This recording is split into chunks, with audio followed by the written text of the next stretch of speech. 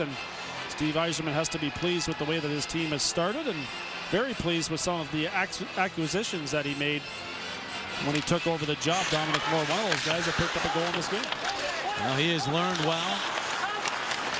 Kenny Holland in Detroit, and also Jimmy Devellano and Scotty Bowman. And basically took something from all of them as that shot deflected by Leno high and wide. And then, of course, used some of that as Briere fires and scores!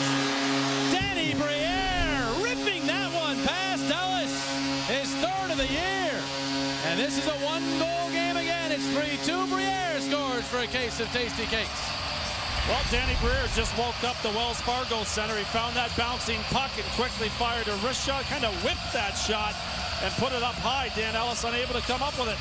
I don't know what Ellis was doing. He should have been up. Look, he's down into that butterfly, and so Briere's just going to wheel around. Look where this puck goes. Because he's down in the butterfly, this is going to beat him up and over the blocker between the pipe and his arm if he stands up and hits him.